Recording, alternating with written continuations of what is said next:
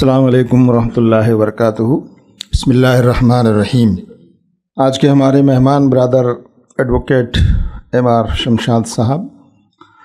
اور یہاں موجود بزرگوں، بھائیوں، نوجوان دوستوں، ہم شکریہ ادا کرتے ہیں ایڈوکیٹ شمشاد صاحب کا کہ آپ نے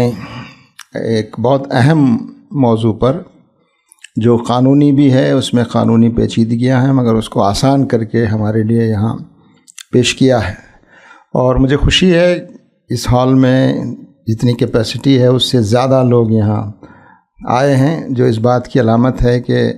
آپ حضرات اس موضوع کے بارے میں بہت فکر مند بھی ہیں، جاننا چاہتے ہیں، اور بہت اہم موضوع ہے یہ، خاص طور سے مسلمانوں کے لیے۔ تو الحمدللہ بہت اہم باتیں یہاں آئی ہیں۔ میں صرف ایک دو باتیں عرض کرتا ہوں، اور وہ یہ کہ جو یہاں سوال کی شکل میں بھی آئی ہیں چیزیں، کہ ایک تو جو حکومت اس وقت مرکز میں ہے وہ صرف ایک سیاسی پارٹی نہیں ہے، بلکہ وہ ایک آئیڈیالوجیکل پارٹی ہے، اور مسلمانوں کے بارے میں ان کا ایک خاص نظریہ اور رویہ ہے جو مسلمانوں کے لیے بھی اور اس ملک کے لیے بھی نقصان دہ ہے۔ اس لیے ان کی جو چیزیں ہو رہی ہیں پچھلے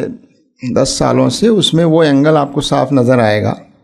جو مسلمانوں کے لیے ان کے اندر نفرت پائی جاتی ہے، یا مسلمانوں کو جس طرح دبانا اور جس طرح ان کو کمزور کرنا۔ تو یہ پہلو سامنے رکھتے ہوئے ہمیں دیکھنا اور سوچنا پڑے گا۔ لیکن ایک اچھی بات جو اس وقت سامنے آئی ہے وہ یہ کہ وقف بل جو پیش ہوا ہے وہ جوائنٹ پارلیمنٹری کمیٹی کو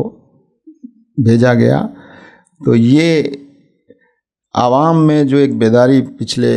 دنوں آئی اور الیکشن میں جس طرح سے لوگوں نے مظاہرہ کیا،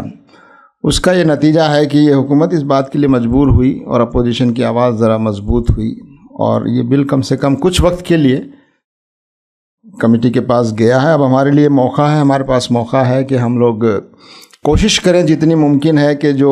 کمیٹی کے ممبران ہیں ان سے ہماری ملاقاتیں ہوں، ان کو صحیح معلومات فراہم کی جائیں، جو کنسرنس ہیں وہ ان کو بتائے جائیں۔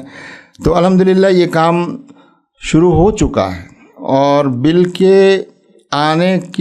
کا اندیشہ ہم کو تھا، اس سے پہلے ہی ہم نے ملاقاتیں شروع کر دی تھی، اور اپوزیشن کے لوگوں سے بھی، اور ایون جو گورنمنٹ کے جو الائز ہیں، این ڈی اے کے الائز ہیں،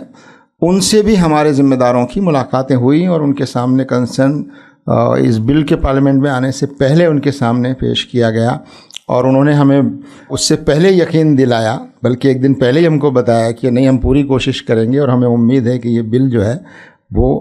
جوائنٹ پارلیمنٹ کمیٹی کو جائے، اور الحمدللہ اس میں ایک کامیابی ملی ہے۔ تو اب یہ جو موقع ملا ہے اس کو انشاءاللہ جماعت اسلامی ہند بھی کر رہی ہے الحمدللہ، اور آپ حضرات میں بھی جو لوگ تعلقات ہیں، مسلم پرسنل لا بورڈ بھی اس میں ایکٹیو ہے۔ تو الحمدللہ ہم جماعت کی حیثیت میں اور دوسری جو جماعتیں، تنظیمیں ہیں، ان کے ساتھ مل کر اس کام کو انشاءاللہ کریں گے۔ اور جہاں تک سوال آئے ہیں کہ جو ہماری پرانی قدیم مذہبی عمارتیں ہیں، مساجد ہیں، ان کے سلسلے میں جو پچھلے دنوں بہت ساری چیزیں ہوئی ہیں، ڈیمولیشن اور مسجدیں ہٹانا، اس پر بھی الحمدللہ ملت بھی اور خود جماعت اسلامی ہند کی جو ٹیم ہے مرکز میں، اور خاص طور سے وقف سے متعلق جو شعبہ ہے ہمارا، وہ بہت ایکٹیو ہے الحمدللہ۔ اس کے سیکریٹری رفیق صاحب بھی یہاں موجود ہیں، اسسٹنٹ سیکریٹری ہمارے انعام صاحب جو میدان میں رہتے ہیں اکثر، وہ بھی موجود ہیں، اور بہت سی کامیابیاں ملی ہیں اس میں، ہم کو بہت سے اسٹیج ملے ہیں، بہت سی چیزوں میں نمایاں کامیابی ملی، اس کا موقع یہاں پر نہیں ہے۔ تو لیکن اور الحمدللہ ملت کے بھی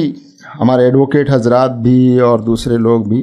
اس میں بہت تعاون کر رہے ہیں۔ تو ملت کی یہ بیداری جو ہے، یہ الحمدللہ ایک بہت خوشی کی بات ہے اور اچھی علامت ہے۔ انشاءاللہ اس طرح کوشش کریں گے تو یہ جو فتنے سامنے آ رہے ہیں ان کا مقابلہ ہم انشاءاللہ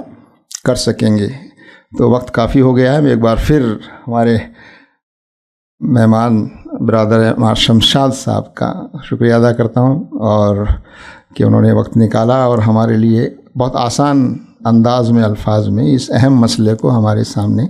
پیش کیا اور ہمیں اپنی ذمہ داریوں کی طرف بھی متوجہ کیا۔ اللہ تعالیٰ سے دعا ہے کہ اللہ تبارک و تعالی ہماری مدد و نصرت فرمائے اور ہمارے مسائل کو آسان فرمائے، اور اس ملک میں امن و امان، اور مسلمانوں کے لیے اس ملک میں